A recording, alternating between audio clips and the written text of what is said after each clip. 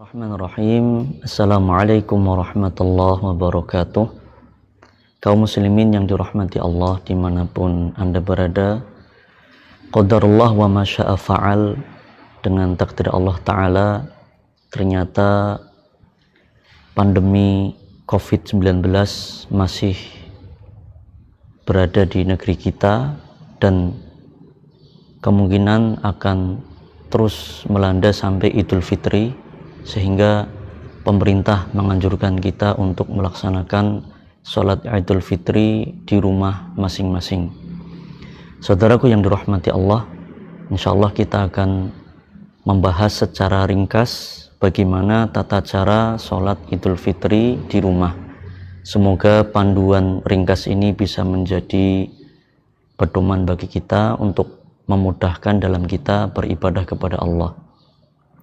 Dan tidak ada alasan untuk tidak beribadah karena pandemi COVID-19 ini. Yang pertama kali harus kita lakukan adalah persiapan sebelum sholat Idul Fitri. Sebelum sholat Idul Fitri, maka kita masih diperintahkan untuk bertakbir mulai dari tenggelam matahari pada saat malam Idul Fitri sampai sebelum sholat Id dilaksanakan. Kita bertakbir terus bersama keluarga kita di rumah.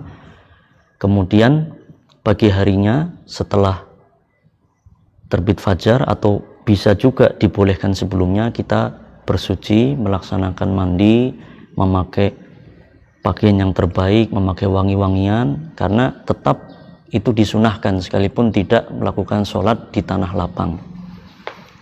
Kemudian pagi harinya sebelum sholat Id dilaksanakan, kita juga disunahkan untuk memakan kurma dengan jumlah yang ganjil, atau selain kurma, minimal menjadi sarapan bagi kita yang menunjukkan bahwa itu bukan lagi hari berpuasa, bahwa itu adalah hari berbuka.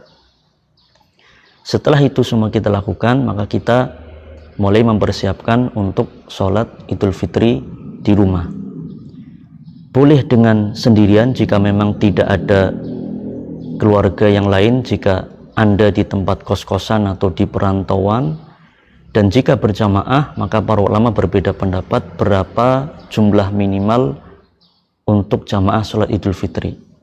Sebagian ulama mengatakan minimal 3 orang, yang lain lagi dalam mazhab Syafi'i menjelaskan minimal 4 orang. Jadi minimal adalah 3 orang.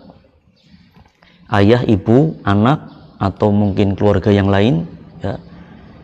Maka setelah 3 orang minimal ini sudah bersiap-siap, maka kita akan mulai membahas tentang tata cara sholatnya.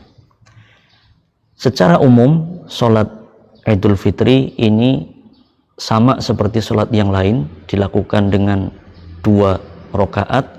Yang membedakan adalah adanya takbir zawaid atau takbir tambahan pada rakaat yang pertama dan pada rakaat yang kedua.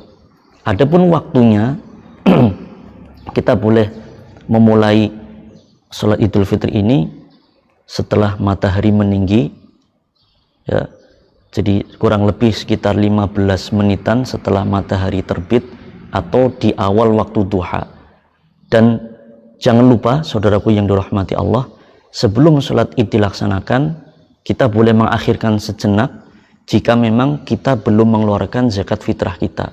Jadi kita harus mengeluarkan zakat fitrah dulu sebelum kita melakukan sholat Idul Fitri, karena batas akhir pengeluaran zakat fitrah adalah sebelum sholat Idul Fitri. Setelah kita pastikan kita tunaikan zakat fitrah kita, baru kita laksanakan sholat Idul Fitri. Bagaimana tata caranya? Maka seperti biasa kita berdiri, kemudian niat, dan pada rakaat pertama kita bertakbir seperti biasa untuk takbiratul ihram. Kemudian ada takbir tambahan 7 takbir pada rakaat pertama dan 5 takbir pada rakaat kedua. Pada rakaat pertama setelah takbiratul ihram, kemudian para ulama berbeda pendapat membaca istiftah itu kapan, sebelum 7 takbir ini atau setelahnya. para ulama berbeda pendapat. Jumhur ulama, mayoritas ulama mengatakan setelah takbiratul ihram kemudian membaca doa istiftah, baru kemudian 7 takbir. Ini mayoritas ulama. Sedangkan Imam Malik menyatakan 7 takbir dulu, selesai baru doa istiftah. Jadi kita boleh memilih dari dua hal ini perkara yang wasi, perkara yang luas. Kita boleh memilih di antara keduanya, mana yang lebih mudah bagi kita. Nah, takbir zawaid ini ya, mengangkat tangan setinggi pundak atau setinggi telinga, ya, boleh dua-duanya, dan ada jeda antara keduanya. Jeda itu dalam mazhab Syafi'i disebutkan kadar 1 ayat yang sedang, itu jedanya. Adapun dalam mazhab Hanafi atau ulama yang lain menyebutkan minimal 3 tasbih, subhanallah, subhanallah, subhanallah, itu jedanya. Jadi jeda antara takbir 1 dengan takbir kedua dalam takbir tambahan ini, itu ada jeda. Dan ketika jeda ini, apakah yang dibaca? Para ulama juga berbeda pendapat. Kalau dari Nabi sendiri SAW tidak disebutkan ada doa khusus, namun sebagian sahabat memberikan panduan kepada kita dibolehkan dengan adanya zikir, dan sebagian ulama memberikan contoh zikir itu adalah subhanallah, walhamdulillah, wala ilaha illallah, wallahu akbar, atau zikir yang lain diperbolehkan. Jadi setelah takbiratul ihram, jika kita akan membaca istiftah dipersilahkan, baru kemudian takbir tambahan 7 kali. Jadi 7 takbir ini selain takbiratul ihram. Setelah 7 takbir ini kita lakukan, maka kita membaca surat Al-Fatihah seperti biasa. Setelah surat Al-Fatihah, rakaat pertama disunahkan untuk membaca surat Qaf atau surat Al-A'la, Sabbihisma rabbikal a'la. Jika kita tidak hafal, boleh surat-surat yang lain, surat Al-Kafirun, surat Al-Ikhlas, mana yang lebih mudah. Yang jelas tidak ada alasan bagi kita untuk tidak sholat Idul Fitri. Setelah membaca Al-Fatihah dan surat setelahnya, maka ruku, sujud, dan yang lain sama persis seperti sholat yang lainnya.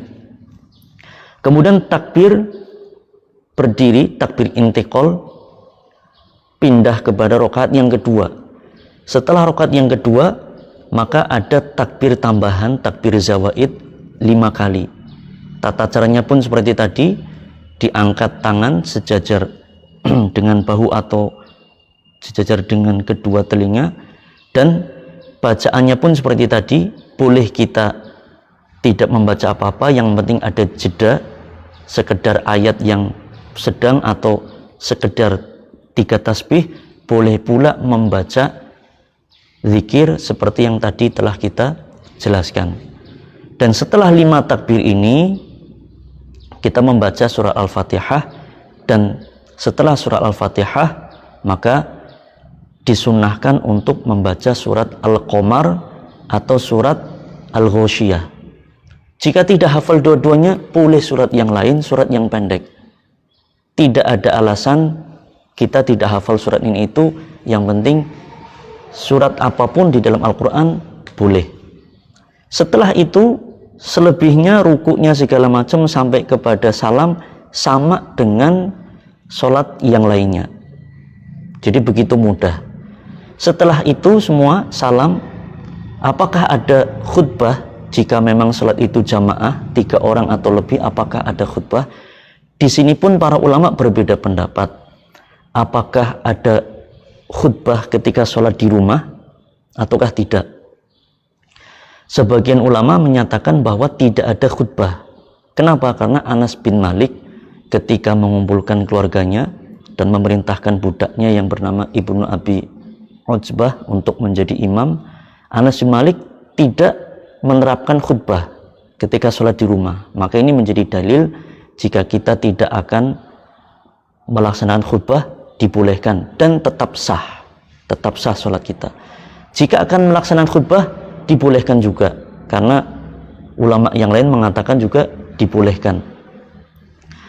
Berapa khutbahnya pun para ulama berbeda pendapat. Mazhab Syafi'i mengatakan 2 khutbah seperti khutbah Jumat. Mazhab Hambali dan yang lainnya mengatakan cukup 1 khutbah saja. Dan ini perkaranya ya, boleh kita pilih antara 1 khutbah atau 2 khutbah. Dipersilahkan. Dan masing-masing khutbah ini terdiri dari 5 hal. Kalau dalam mazhab Syafi'i ini sebagai rukun yang harus ada. 5 hal ini apa saja? Pertama, hamdalah, minimal alhamdulillah. Kedua, sholawat. Ya, alhamdulillah wassalatu wassalamu ala rasulillah. Kemudian ketiga, membaca ayat apa saja boleh. Al-Kafirun boleh, surat Al-Ikhlas, Al-Falaq, An-Nas boleh jika tidak hafal surat-surat yang biasa digunakan untuk khutbah. Keempat, wasiat takwa kepada kaum muslimin dengan bahasa Indonesia, dengan bahasa Jawa boleh, silahkan, monggo kerso. Yang penting kita menasihati keluarga kita yang di rumah agar bertakwa kepada Allah dengan bahasa kita yang mudah. Yang kelima, doa. Doa ini pun jika tidak bisa dengan bahasa Arab, boleh dengan bahasa Indonesia, mudah.